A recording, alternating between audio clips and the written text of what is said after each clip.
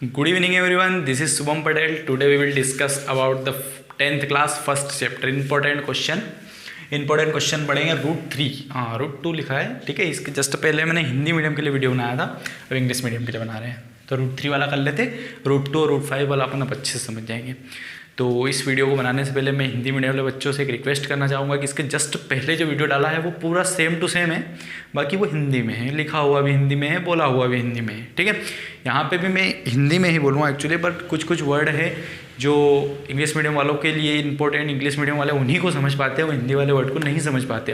इसलिए अपन इंग्लिश में इसको ज़्यादा इंग्लिश में बनाएंगे, ज़्यादातर इंग्लिश में लिखा हुआ रहेगा, पूरा इंग्लिश में रहेगा, ठीक है। और जो हिंदी मीडियम वाले बच्चे हैं वो अपना टाइम खराब नहीं करते हुए जस्ट पिछला वीडियो देख लें, बिल्कुल एज इट इज़ है, ठीक है। तो स्टार्ट करते हैं। रूट 3 से irrational number, irrational number prove करना है। तो इरेशनल नंबर मतलब क्या होता है, चलो वो तो इरेशनल नंबर मतलब वो तो आपने पढ़ लिया होगा 9th क्लास में, ठीक है। इरेशनल, रेशनल, रियल नंबर के अंदर आते हैं, ठीक है। इरेशनल नंबर वो होते हैं जो अपोन के फॉर्म में नहीं होते, है ना, इस टाइप से कंडीशन बनती है।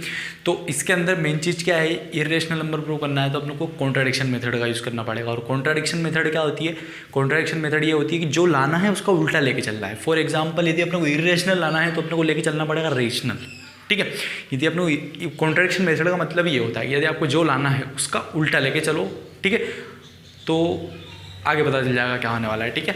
तो इरेशनल नंबर प्रूव करेंगे, तो इरेशनल नंबर प्रूव करने के लिए अपने को रेशनल नंबर मान के चलते हैं। तो क्या लिखेंगे, let root 3 is a rational number, rational number, ठीक है। जब ये रेशनल नंबर है तो अपन बोल सकते हैं कि ये न्यूमरेटर और डिनोमिनेटर के फॉर्म में होगा। तो let root 3 is an irrational number जो किस फॉर्म का है, is of the form A upon B, जो ए अपॉन बी के फॉर्म का है, जिसमें ए न्यूमरेटर है और बी डिनोमिनेटर है। अब ए अपॉन बी के तो फॉर्म का है, पर ए और बी क्या है, तो ए और बी के बारे में बताएंगे अपन।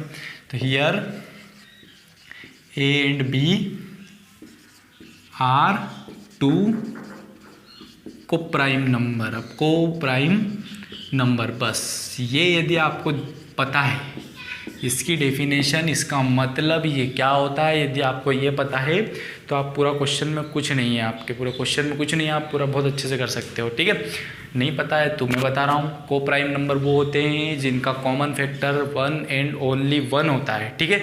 ऐसे नंबर जिनका कॉमन फैक्टर 1 हो, फॉर एग्जाम्पल से यदि समझा जाए तो 13 और 19 की बात करें तो इनका कॉमन फैक्टर सिर्फ 1 है, ठीक है। ऐसा कंपलसरी नहीं है कि 13 और 9 ही रहेगा, मैं 12 और 13 भी ले सकता हूँ, ठीक है। 12 और 13 इसके फैक्टर 2, 2, 3, 1 ये होते हैं। और इसका कॉमन फैक्टर, इसके जो फैक्टर की बात करें 13 और 1, तो इनमें कॉमन फैक्टर क्या है, 1, ठीक है। तो ऐसे नंबर जिनका कॉमन फैक्टर 1 एंड ओनली 1 हो वो को प्राइम नंबर होते हैं, 1 के अलावा कुछ ना हो वो को प्राइम नंबर होते हैं, ठीक है। तो ए और बी को प्राइम नंबर है, ठीक है। तो ए एंड बी आर 2 को प्राइम नंबर, ये अपन ने मान लिया।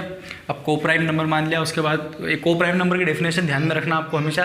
को प्राइम नंबर मतलब दोनों का कॉमन फैक्टर सिर्फ 1 है, 1 मतलब ये वाला 1, ठीक है। तो root 3 equals to A upon B, B, हाँ ये बी। स्क्वेयरिंग बोथ साइड आप समझते होंगे, squaring both side, squaring both side जब करेंगे तो रूट 3 का भी स्क्वेयर हो जाएगा और ए अपॉन बी का भी स्क्वेयर हो जाएगा। तो रूट 3 का स्क्वेयर बेटा क्या होगा 3, और ए अपॉन बी का square A square by B square, ठीक है। यहाँ से अपन वैल्यू फाइंड करेंगे बी स्क्वेयर की, B square equals to A square by 3। अब एक चीज़ देखो यहाँ पे क्या शो हो रहा है, यहाँ ऐसा शो हो रहा है कि ए स्क्वेयर 3 से डिविजिबल है, ठीक है ना। ए स्क्वेयर बाई 3 मतलब ए स्क्वेयर 3 से डिविजिबल है। तो जब ए स्क्वेयर, मैं एक एग्जांपल लेता हूँ, यदि 16 2 से डिविजिबल है, 2 से डिविजिबल है ये, तो 16 किसका स्क्वेयर है, 4 का। तो 4 भी 2 से डिविजिबल होगा, मतलब 16 को मैं ऐसा लिख सकता हूँ 4 का स्क्वायर। तो यदि 4 का स्क्वायर 2 से डिविजिबल है तो 4 भी 2 से डिविजिबल होगा। मतलब मेरा कहने का ये है कि ए स्क्वायर यदि 3 से डिविजिबल है तो ए भी 3 से डिविजिबल होगा, है ना। तो therefore A square is divisible by 3, so a is also divisible by 3। ठीक है, आपको समझ में आया होगा। A square is divisible by 3, therefore A is also divisible by 3, है ना।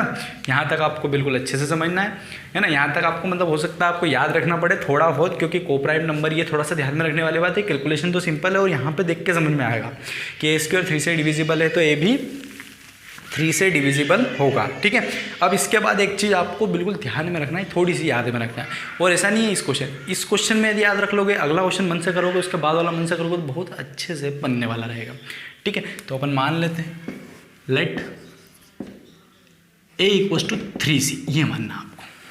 ठीक है, यदि √2 वाला क्वेश्चन रहा तो आप a = 2c मानोगे, और यदि √5 वाला क्वेश्चन रहा तो आप a = 5c मानोगे। ठीक है, √3 वाला रहा तो 3c, √2 वाला रहा तो 2c, और √5 वाला रहा तो 5c। अब इधर भी वही स्क्वायरिंग बोथ साइड करेंगे तो a² = 3c², मतलब a² = 9c²। ठीक है, यहाँ पे a² की वैल्यू यदि यहाँ से फाइंड करता हूँ तो ये अपॉन वाला मल्टीप्लाई में चले जाएगा, तो ये इक्वेशन नंबर फर्स्ट बनेगी। ठीक है, अब अपॉन वाला यदि मल्टीप्लाई में जाएगा तो a² की वैल्यू 3b² हो जाएगी, तो a² की वैल्यू क्या हो गई 3b² = 9c²। ये अपन ने कहाँ से लिखा है, बाय इक्वेशन नंबर फर्स्ट। ठीक है, इक्वेशन नंबर फर्स्ट से अपन ने a² की वैल्यू यहाँ पे पुट करी है। अब c² की वैल्यू फाइंड करेंगे तो इसको नीचे गिरा देंगे, तो 3b² / 9 = c²। ठीक है, जब इसको कैंसिल आउट करेंगे यहाँ पे बचेगा b² / 3 = c²। अब यहाँ पे भी वही बात बन रही है कि b² इज डिविजिबल बाय 3, तो b is also divisible by 3, same to same condition. Therefore b² is divisible by 3, so b is also divisible by 3। ठीक है, ऑल्सो डिविजिबल बाय 3। तो देखो बेटा, a और b का तो कॉमन फैक्टर क्या था, 1 एंड ओनली 1, पर यहाँ पे तो 3 भी है, क्योंकि a भी 3 से डिविजिबल है और b भी 3 से डिविजिबल है।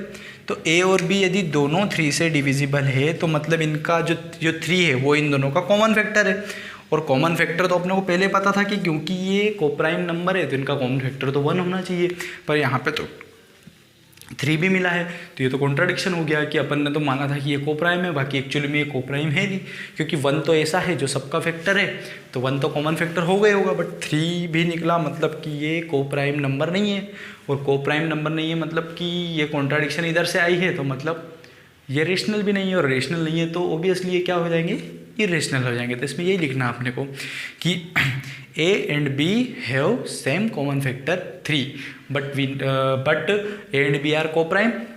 ठीक है, this contradiction arisen by our wrong assumption, मतलब ये contradiction हमारी गलत कल्पना से हुआ है। therefore we can say that a and b are two sorry for that।